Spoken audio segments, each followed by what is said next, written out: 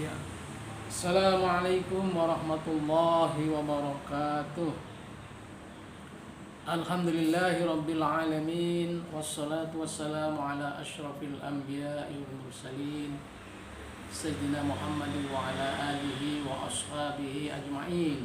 Amma ba'd. Para pemirsa, para sahabat yang dirahmati Allah, alhamdulillah kita masih dalam keadaan sehat walafiat, bisa beraktivitas izin dan karunia Allah Subhanahu wa taala. Ya, pada channel ini kita akan membahas topik besar kita, yaitu menuju keluarga samawa, sakinah, mawaddah warahmah, khususnya di era milenial ini ya. Jadi kita tentu sudah tidak asing lagi ya dengan istilah samawa ya. Sakinah, mawaddah warahmah. Itu samawa itu akronim diambil dari ayat Al-Qur'an ya. Surat Ar-Rum ayat 21. Litaskunu ilaiha wa ja'ala bainakum mawaddah warahmah. Jadi kita berjodoh ya, ini akan memperoleh ketenangan. Nah, ketenangan itu akan kita peroleh karena Allah menganugerahkan kita mawaddah warahmah, cinta kasih itulah, dan kasih sayang itulah yang kita maksud dengan samawa. Ya, tentu bukan samawa itu sebutan Pulau Sumbawa, kan disebut juga samawa, atau slogan Kabupaten Sumbawa, samawa ya itu. Jadi artinya kalau di sana itu di Sumbawa ya, sabalong sama lewat, nah, itu artinya bekerja sama untuk mewujudkan kesejahteraan lahir batin. Jadi samawa di sini adalah akronim dari Al-Qur'an, sakinah, mawaddah warahmah. Nah, samawa ini akan tetap kita raih di era milenial. Milenial ya, milenial dari bahasa Inggris ya, 1000 tahun kan artinya ya, milenial. Tapi yang dimaksud ya milenial ini yang sudah terlanjur akrab di telinga kita ya, dan dipakai di berbagai kalangan ya. Ada yang menyebut ini era milenial, ada yang menyebut ya generasi milenial ya.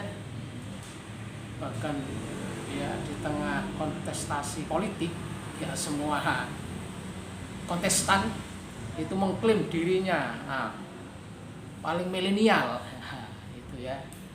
Jadi kalau kita lihat dari sisi generasinya, katakanlah begitu ya, yang banyak kita baca ya, generasi milenial itu generasi yang lahir antara tahun 1980-an lah sampai 2000 ya.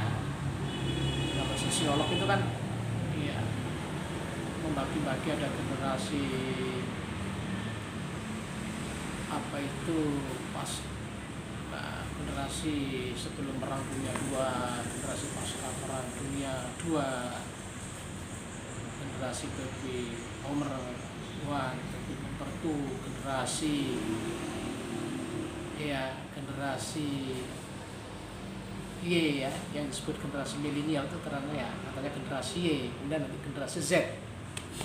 Ya, telah katakanlah generasi yang lahir ketika TV sudah berwarna, penggunaan gadget, HP sudah marak ya. Yang kalau sekarang itu generasi milenial itu ya generasi yang akrab dengan gawai, HP, smartphone ya, punya aplikasi ini itu ya, paling gak punya akun Facebook lah ya, apalagi terus ada Instagram, kalau orang terkenal bisa Twitter ya, sehingga punya follower ya. Jadi milenial itu bisa terkait dengan personnya ya, bisa terkait dengan eranya ya. Sekarang orang sebut era milenial, pokoknya era dunia digital, dunia maya, di mana pemakaian internet sudah sampai ke pelosok-pelosok bisa. Nah, itu kira-kira begitu. Jadi milenial itu ya bisa generasinya, bisa eranya. Ya artinya bagaimana kita bisa menghadirkan ketenangan rumah tangga di era yang serba canggih ini. Ya, itu yang dimaksud dengan menuju keluarga samawa di era milenial.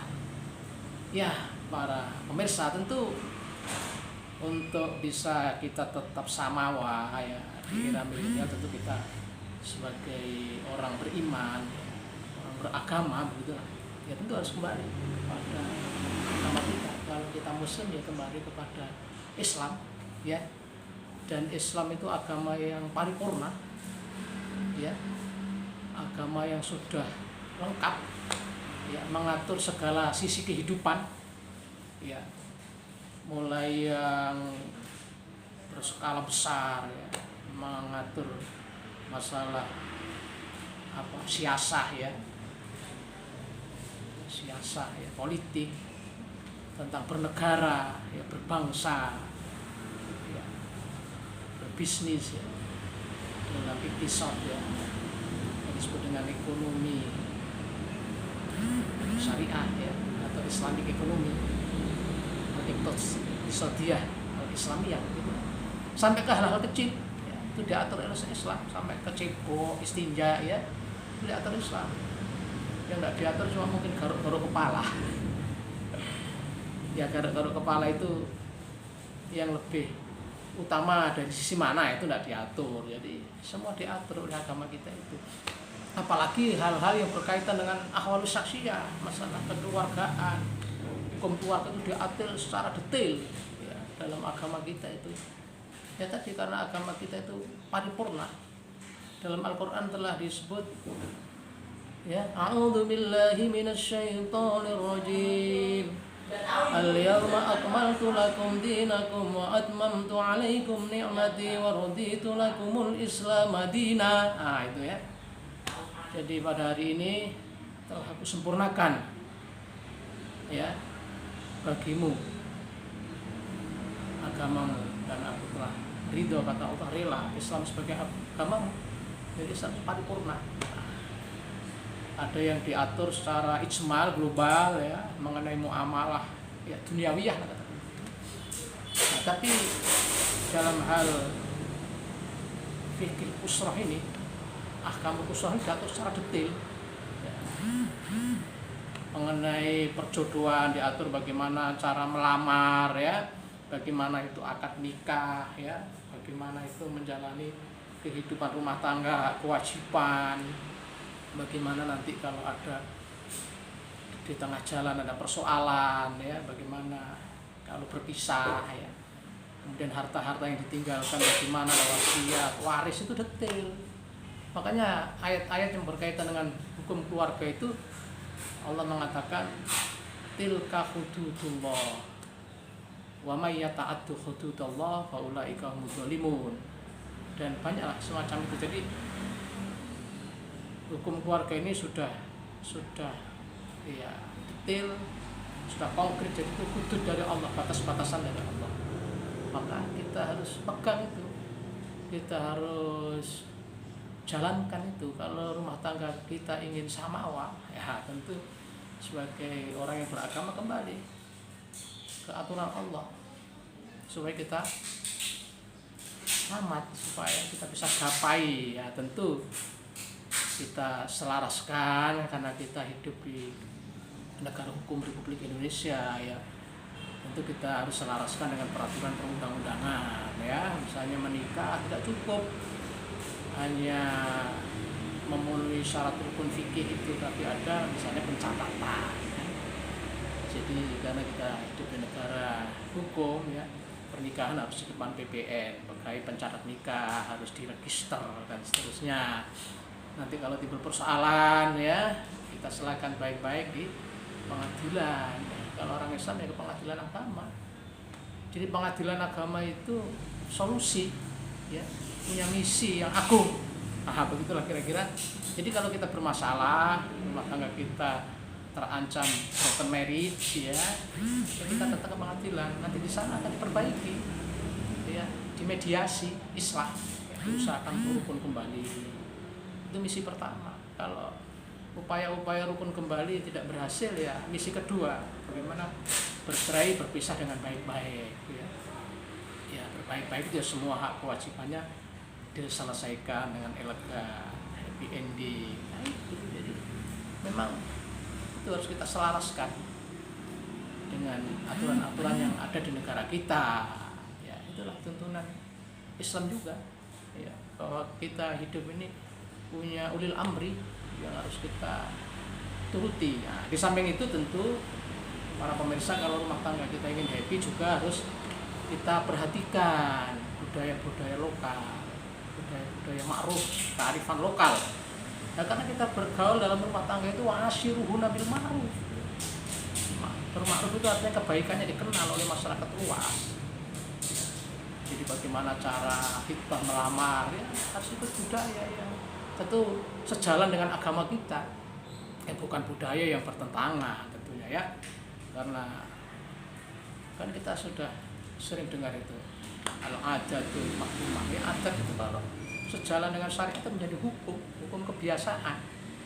Nah tentu kalau kita membangun rumah tangga ini sudah dasarnya syar'i, kita selaraskan dengan peraturan perundang-undangan dan budaya lokal, insya Allah, ya, kita akan menuju rumah tangga yang samawa, sakinah, mawaddah, warahmah.